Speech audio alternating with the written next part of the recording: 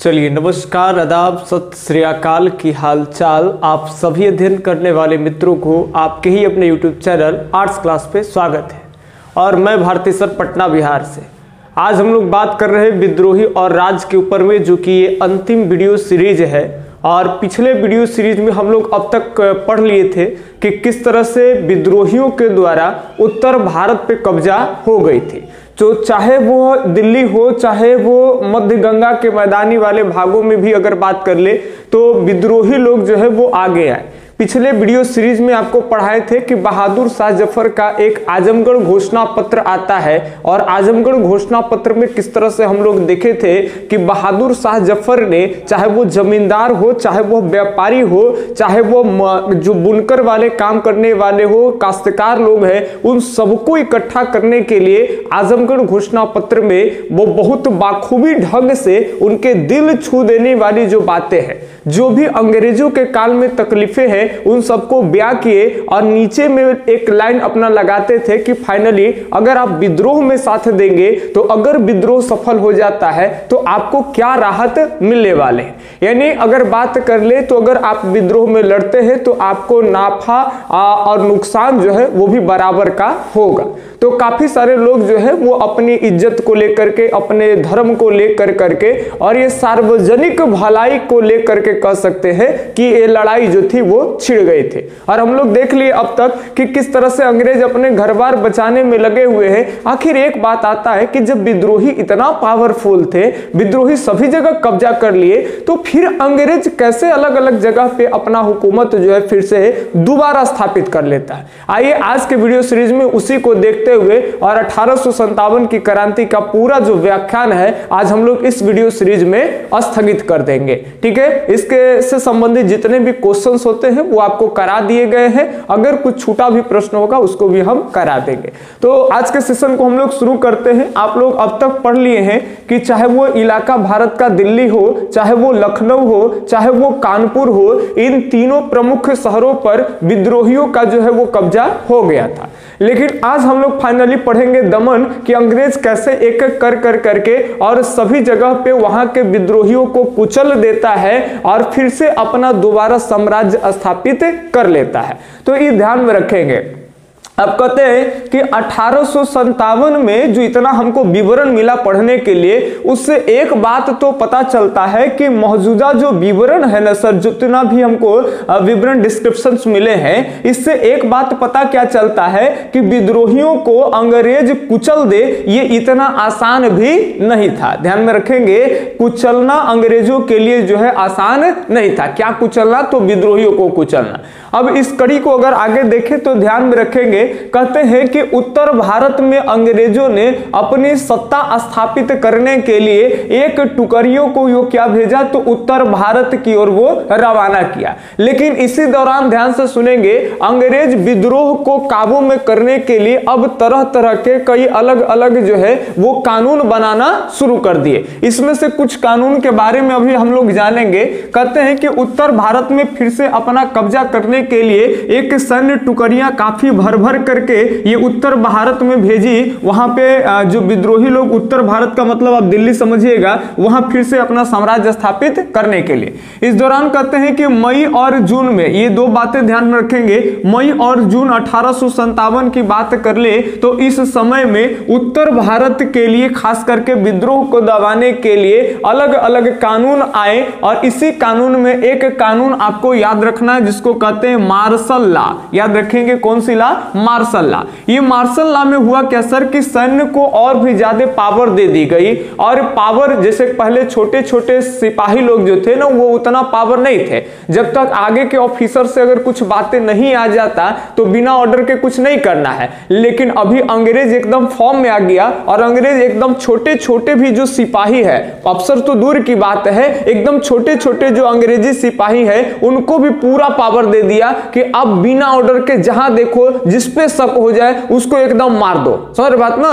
तो ये बातें सामने आ रही है। अभी ध्यान में रखेंगे, चाहे फौजी ऑफिसरों और जो आम भी अंग्रेज है, माने एकदम छोटा मोटा भी अगर कोई अंग्रेज है, केवल अंग्रेज की बात कर रहे हैं, इन दोनों को, चाहे वो ऑफिसर है चाहे वो आम अंग्रेज हो, इन दोनों को कहें कि एक ऑर्डर मिल गया अंग्रेजों के तरफ से कि जो विद्रोही विद्रोह में शामिल हुआ है या फिर शक भी हो जाए कि ये विद्रोही आदमी है, अंग्रेज प्रशासन के खिलाफ में ये बगावत करने में इसका भी अगर हाथ है, तो इसको तुरंत जो है वो अरेस्ट कर लिया जाए। और याद रखेंगे इसमें मुकदमे की बात कर ले, ध्यान में रखेंगे कि पहले मुकदमे की जो सामान्य एक प्रक्रिया होती थी किसी को अरेस्ट करने पे, कि किस तरह से उसको पकड़ करके थाने में रखा जाएगा, अदालत में पेश किया जाएगा, फाइनली जब अदालत उनको सजा मंजूरी कर देगी तब जाकर के उनको कैद खाने में बंद किया, यानी सजा मिलेगी जिस हिसाब से जज साहब का फैसला हो। लेकिन अब ये जो प्रक्रिया है, इस प्रक्रिया को अंग्रेज क्या कर दिया है, रद्द कर दिया है।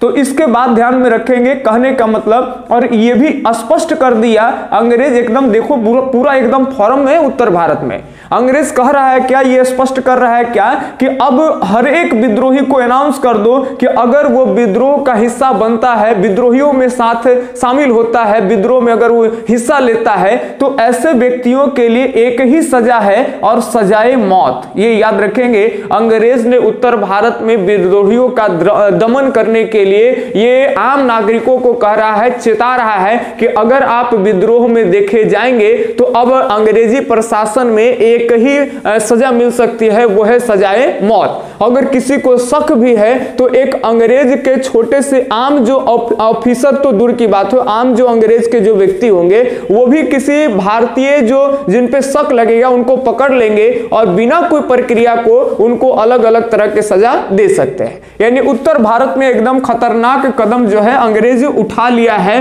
दिल्ली वगैरह में अपना फिर से साम्राज्य स्थापित करने के लिए। कहते हैं आगे, इन दौरान नए विशेष कानूनों और मंगाई गई नई टुकड़ियां, अब यहाँ पे थोड़ी सी समझना है, नए कानून व्यवस्था भी बना दी गई है और अंग्रेज अभी क्या है कि ब्रिटेन अपने देश से सेना की नए नए टुकड़ियां काफी बड़ी संख्या में मंगा लिया है। 1857 में जब विद्रोह हो रहा है तो दबने का नाम नहीं ले रहा है, इस दौरान उनको सिपाही के जो जरूरत हुआ तो काफी सारे फौज जो है वो ब्रिटेन से क्या कर लिए हैं, मंगा लिए। और उसी ब्रिटेन से मंगाई गई जो नई टुकड़ियां थे, इस टुकड़ियों से लैस, याद रखेंगे, विद्रोह के कुचलने का काम जो है अब अंग्रेज उत्तर भारत के दिल्ली प्रांतों में शुरू कर दिया था। अब यहां पे ध्यान में रखेंगे, कहते हैं कि दिल्ली में इसका जो एजेंडा था विद्रोह को कुचलने का, वो है, याद रखेंगे, दो तरफा हमला। अब आपको लग रहा होगा कि दो तरफा हमला क्या है, पहले बढ़िया से समझ लेंगे। अब ये दिल्ली को थोड़ा सा देख लीजिए, यहां लोकेट कर दे हम यहाँ पे दिल्ली, तो दिल्ली की अगर बात कर ले तो दिल्ली हरियाणा के पश्चिमी छोरों पे पड़ता है, इधर से आपका उत्तर प्रदेश की सीमाएं लग जाएगी। और ये रहा हमारा ये राजस्थान के ऊपर में पंजाब। और देखिए पंजाब में थोड़ी सी यहाँ जो धर्म की लेकर करके विद्रोह बहुत ज्यादा हिस्सा ले रहे थे, तो अंग्रेज पंजाब के जो लोग हैं उसमें फूट डाला और पंजाब के इलाका में थोड़ी बहुत अंग्रेजों की फूट जो है वो सफल रह गई। अंग्रेज क्या कह दिया कि यहाँ पे जब मुगलों का फिर से शासन आ जाएगा, बादशाही शासन, तो इधर पंजाब वाला बेल्ट में ज्यादातर सिख लोग रहते थे, तो जब यहाँ ज्यादातर सिख लोग रहते थे तो ये बात क्या हो गया कि भाई अगर फिर से मुगल वाला आएगा तो वही मुगलों और सिखों के बीच में, जब हम लोग पढ़े थे गुरुओं के बारे में पढ़िएगा, सिख 10 गुरु है ना, तो उनके बारे में एक क्रम से पढ़ेंगे तो पहले पता चलेगा कि एक समय में सिख और मुगलों के बीच के रिश्ते अच्छे भी होते थे, अकबर के टाइम में भी अच्छे होंगे जब काफी सारे एक तालाब के साथ में जो है कि उनको सिख गुरुओं को दान में दी जाएगी, वहां पढ़िएगा एक क्रम से। और उसके बाद फिर एक समय आएगा कि औरंगजेब वगैरह इस सब के टाइम में रिश्ता सिख जो होते हैं और मुगल, इन दोनों के बीच में गड़बड़ हो जाती है। तो वो जो गड़बड़ हुआ था उसी के इतिहास को उठा कर करके और अंग्रेज इधर पंजाब के लोगों को कह रहा है कि अगर मुगलों का फिर से शासन आ जाएगा तो फिर वही चीजें होगा। तो यहाँ पे जो पंजाबी वाले जो लोग थे वो थोड़ा सा सिमट गए थे। और इधर याद रखेंगे अंग्रेज क्या किया कि इस दिल्ली पे विद्रोहियों को शांत कराने हटाने के लिए दो तरफा हमला कर रहा है। देखिए, एक तो कलकत्ता की तरफ से इधर से हमला किया गया और एक तो इधर से हमला किया। तो दिल्ली में ध्यान में रखेंगे, इसको विद्रोह को अपने अंडर में लेने के लिए दो तरफा हमला यही है। एक हमला किधर से होगा तो कलकत्ता की तरफ से सैन्य टुकड़ियां आगे आएंगी और एक इधर पंजाब के क्षेत्रों से आगे आएंगे। तो यही कह रहे हैं कि दो तरफा हमला हुआ। लेकिन इस हमले का जो प्रयास है अंग्रेजों की तरफ से वो जून 1857 में ही कर दी गई थी, लेकिन अंग्रेज इस समय में असफल रह गए थे। ये भी याद रखेंगे कि अंग्रेज जब जून 1857 में ये दो तरफा हमला किया तो फाइनली ये सफल नहीं हुआ। लेकिन हाँ, सितंबर 1857 आते आते कहते हैं कि बड़ी आराम से दिल्ली पर भी, आराम से तो नहीं कर सकते हैं क्योंकि विद्रोहियों का कितना प्रभाव है ये तो आप देखते आ रहे हैं वीडियो सीरीज से। तो कहीं ना कहीं सितंबर 1857 में इस जगह पे फिर से जो है वो दोबारा साम्राज्य स्थापित कर लेता है। अब बात आ गया कि गंगा के मैदानी अगर इलाका के बात कर ले तो नीचे में अब विद्रोहियों को जो है वो शांत कराना, विद्रोह किसी तरह से दमन कर देना है। तो इसको कराने के लिए मध्य गंगा के इलाका में जब अंग्रेज गया तो पता लगाया कि यहाँ गांव दर गांव के जितने भी लोग हैं इस सब विद्रोही में हिस्सा ले रहे हैं। यानी विद्रोहियों की जो संख्या है वो थोड़ा बहुत नहीं है, बहुत ज्यादा है। और इसलिए याद रखेंगे ये ईस्ट इंडिया कंपनी वाले अंग्रेज को ये एहसास हो गया कि केवल सैनिक के हिसाब से, सैनिक के बल पर विद्रोहियों को दबाया नहीं जा सकता है। ध्यान में रखेंगे, यानी ये एहसास होता है कि सैनिक से केवल विद्रोह को दबाया नहीं जा सकता है। और इसीलिए इधर मध्य गंगा के इलाका में कुछ और भी तरकीब जो है अंग्रेज अपनाने वाला है। एक आंकड़ा आता है, ध्यान से सुनेंगे। कहते हैं कि यहाँ पे जो लोग हैं ना वो बेहिसाब जन समर्थक मौजूद थे। यानी यहाँ पे विद्रोहियों में जनता का बहुत बड़ी संख्या बल जो है वो शामिल है। तो अंग्रेज को लग गया कि केवल सैन्य प्रशासन के बदौलत जो है हम यहाँ पे अपना दोबारा सत्ता स्थापित नहीं कर सकते, विद्रोहियों को कुचल नहीं कर सकते हैं। तो इस दौरान कहते हैं, अच्छा एक बातें और ध्यान में रखेंगे, अवध में एक अंग्रेजी ऑफिसर है जिसका नाम है फॉर्सिथ। और फॉर्सिथ क्या बात कह रहे हैं, थोड़ा इनका भी डेटा देख लेंगे। फॉर्सिथ का ये एक विवरण है कि लगभग 3/4 जो वयस्क पुरुष है, यंग आदमी है भाई, ये 3/4 के आसपास में, याद रखेंगे ये अवध से, बात को समझेंगे। यहाँ पे कह रहे हैं कि 3/4 जो वयस्क व्यक्ति हैं वो लगभग अवध में विद्रोहियों का साथ दे रहे हैं, यानी वो विद्रोही बन चुके हैं। तो इतने बड़ी संख्या है तो कैसे हम इसको हम तोड़ सकते हैं। सेना प्रशासन पे अटैक करेंगे तो इधर से भी अटैक होगा, भारी भरकम पर हिंसा हो जाएगी।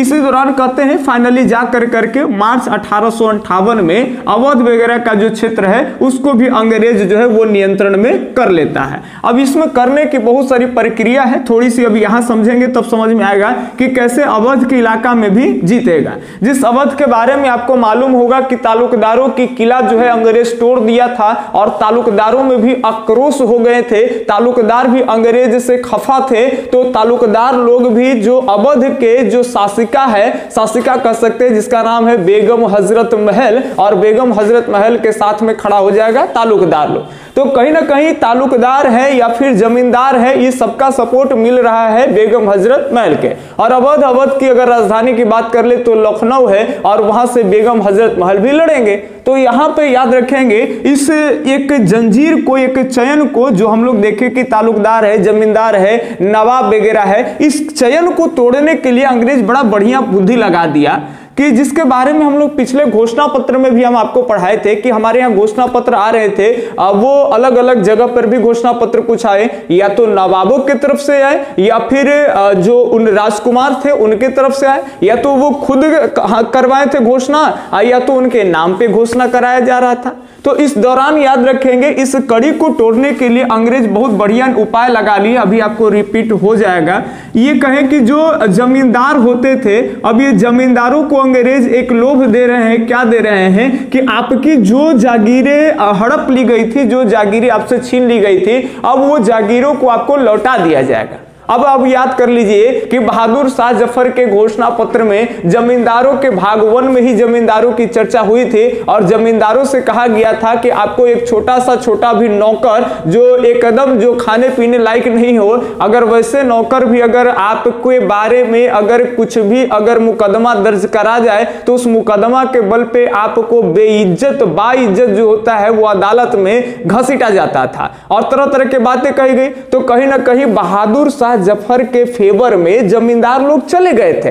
लेकिन अब अंग्रेज क्या कह रहा है, जैसे यही तो वो बात हो गया कि जैसे कैसे चुनाव में अगर हो गया कि हम 10 लाख को रोजगार देंगे तो अगला के लगा कि 10 लाख के रोजगार से बड़ा जनता आकर्षित हो जा रहा है, तो अगला पार्टी वाला आया और कहा कि हम 20 लाख युवा को रोजगार देंगे, तो तनी वो नहीं ज्यादा पलरा भारी हो गया।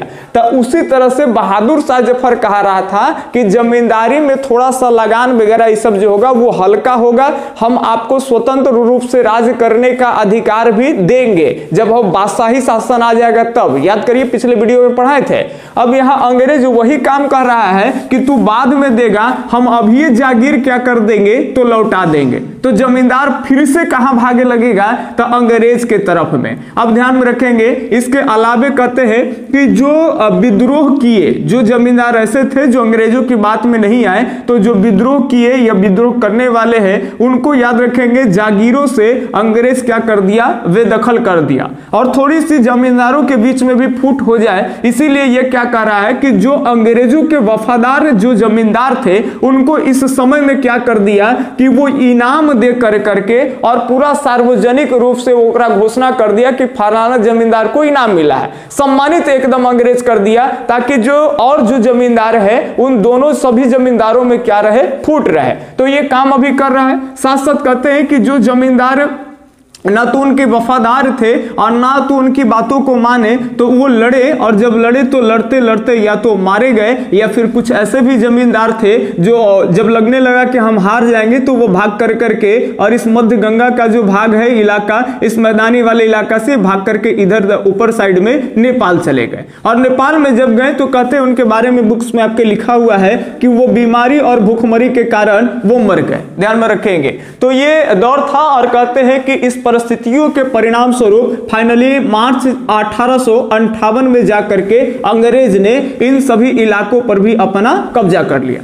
अब यहाँ पे बात कर ले तो एक इमेज है, इस इमेज के बारे में हम आपको बताएं, लेकिन पहले इस इमेज का नाम याद रखेंगे।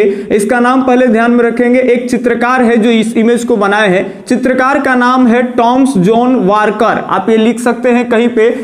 इसका पेंटिंग का नाम पहले ध्यान में रखेंगे है द रिलीज ऑफ लखनऊ। इसके चित्रकार कौन है, टॉमस जॉन वार्कर। कभी कभी ये पूछता है कि द रिलीज ऑफ लखनऊ के चित्रकार कौन है, तो टॉमस जॉन वार्कर, ये याद रखेंगे। 1859 में लिखे थे, यानी जब 1857 की विद्रोह होती है उसके 2 साल बाद। तो चलिए ये ध्यान में रखेंगे, इसके ये चित्रकार हैं। अब थोड़ा सा चित्रकार के चित्रकारी जो है, अब कैसा चित्रकारी है आपको समझ में ना है, इसलिए थोड़ा सा बोर्ड पे देख पा रहे हैं। अब ये जो आप चित्र देख पा रहे हैं केवल साउंड को सुनेंगे।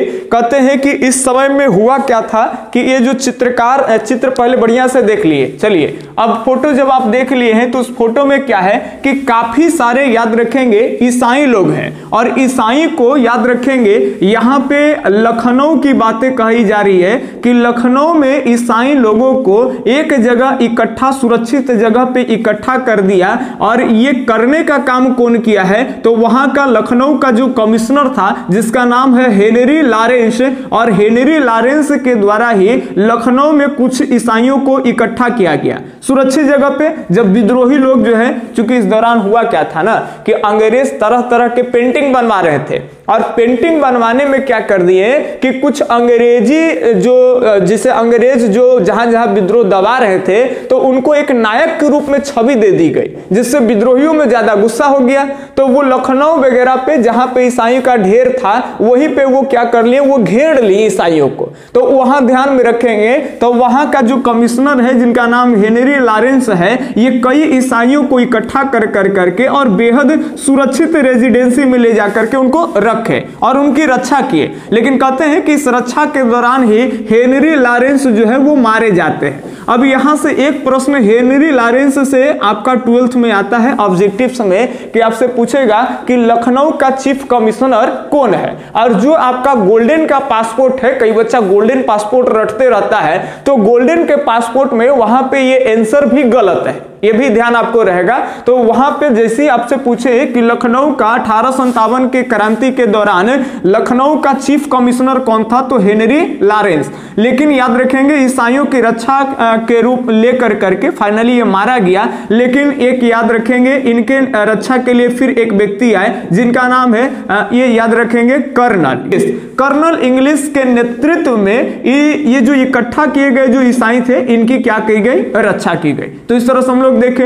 अब हुआ क्या, और थोड़ी सी बातें अब ध्यान में रखेंगे, अब आपको और थोड़ा समझ में आएगा कि अंग्रेज भी कितना चालाक है। अंग्रेज औरतों तथा ब्रिटेन की प्रतिष्ठा, ये टाइटल है आपका एनसीईआरटी बुक का, कि अब अंग्रेज औरत जो है उनकी रक्षा, और अगर रक्षा नहीं होगी तो जो ब्रिटेन है उसकी प्रतिष्ठा क्या हो जाएगी, गिर जाएगी। अब यहां पे ध्यान में रखेंगे, एक ही चित्र है जनाब, चित्र पर हम आपको गौर कराएंगे, लेकिन अभी चित्र का नाम सुन लीजिए। चित्र का नाम है इन मेमोरियम। कभी पूछता है कि इन मेमोरियम के चित्रकार कौन है, तो ये यहाँ पे हम चित्रकार का नाम लिख दिए हैं, जोसेफ नोएल पेटन। याद रखेंगे, जोसेफ नोएल पेटन। ये चित्रकार भी 1859 ईस्वी में बनी है, यानी जब ये 1857 की क्रांति हुई थी उसके बाद। अब ये ध्यान में रखेंगे, ये चित्र का नाम है, इस चित्र का नाम क्या है, इन मेमोरियम, और इसके जो चित्रकार है उनका नाम है जोसेफ नोएल पेटन। आप याद भी कर सकते हैं।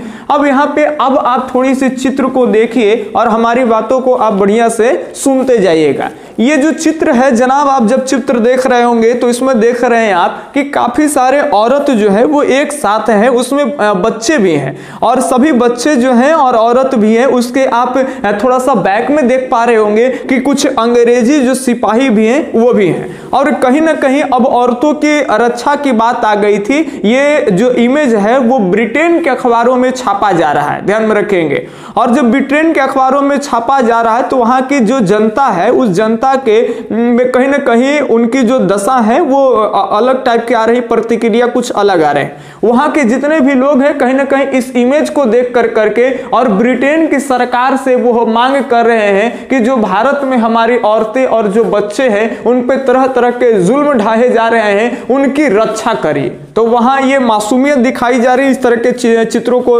देख कर करके आप बाकी आप बुक में भी पढ़ सकते हैं, ठीक है।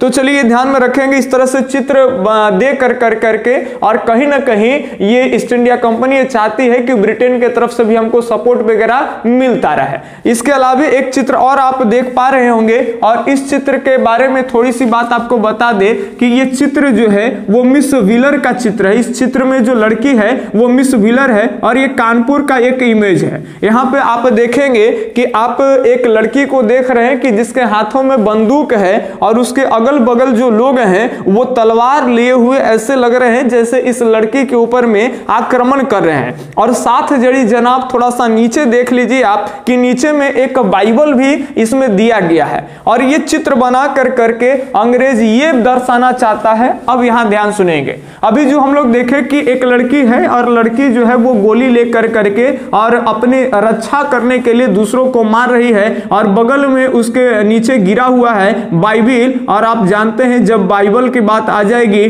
तो फिर वो ईसाई धर्म की बात आ जाएगी। अब इसको धर्म से अंग्रेज जोड़ करके ईस्ट इंडिया कंपनी वाले कि अपनी धर्म की रक्षा के लिए बाइबिल को लेकर करके और वो विद्रोहियों से लड़ी, ताकि ब्रिटेन से अंग्रेजों को सपोर्ट जो है वो अब मिलता रहे। तो इस तरह से कहते हैं कि काफी हर जगह जहां जहां विद्रोह जो है वो फैला, वहां वहां जो है विद्रोह को दबा दिया। बाकी हम बीच में ही आपको एक शॉर्ट के माध्यम से बताना चाहे थे कि झांसी में कौन कैंपबेल किस तरह से कहां कहां विद्रोह का दमन किया था, हडसन ने विद्रोह को कहां दमन किया था, निकलसन किस विद्रोह के दौरान मारा गया, इन तमाम चीजों के बारे में हम लोग देख लिए। तो अब समझते हैं कि अगर सभी वीडियो लेक्चर्स को आप देखे होंगे तो 1857 के क्रांति या आंदोलन का ये उसके विषय में आपको एक बढ़िया समझ विकसित हुआ होगा। अब आप किसी भी तरह के अगर ऑब्जेक्टिव सब्जेक्टिव बनाने जाइएगा तो आपको अब लगेगा नहीं कि कोई चीज हमें अजीब है या नहीं पढ़ा हुआ है, अब उसके बारे में और डीप पढ़ने का इंटरेस्ट आपका बढ़ जाएगा। तो ऐसे ही हम आपके लिए पार्ट 1 पार्ट 2 का ऐसे सीरीज हर चैप्टर के ऊपर में लाते रहेंगे और हमारी पूरी कोशिश हो कि हम उसको बढ़िया से खत्म करें। लास्ट में कई चीजों के ऊपर में हम डिस्कस यहां अभी नहीं किए क्योंकि आपके एग्जाम के पॉइंट ऑफ व्यू से इंपॉर्टेंट नहीं है और वीडियो सीरीज भी काफी लंबा चल गया था, इसीलिए कुछ कुछ चीजों को छोड़ रहे हैं। ठीक है, बाकी इतना ही आप पार्ट्स देख लीजिएगा तो आपका सारा क्वेश्चन वगैरह जो है वो सॉल्व हो जाएगा। थोड़ा सा आप अपना बुक्स में शाहमल के बारे में पढ़ लीजिएगा तो बड़ी बढ़िया होगा। ठीक है, तो दोस्तों आप अपनी राय विचार देते रहिए कमेंट में, चूंकि जब तक आपकी विचार नहीं आती है हमें भी मालूम नहीं होता है, चूंकि हम अपने हिसाब से बोलते हैं तो हमें मालूम नहीं है कि किस दिशा में हमको भी जाना चाहिए, आपको क्या जरूरत हो और हम आपको क्या दे रहे हैं। तो आपकी जो भी प्रॉब्लम हो बिना बेहिचक हिचके आप अपनी प्रॉब्लम को कमेंट बॉक्स में हमसे शेयर कर सकते हैं। दोस्तों तब तक के लिए धन्यवाद, अल्लाह हाफिज, जय हिंद।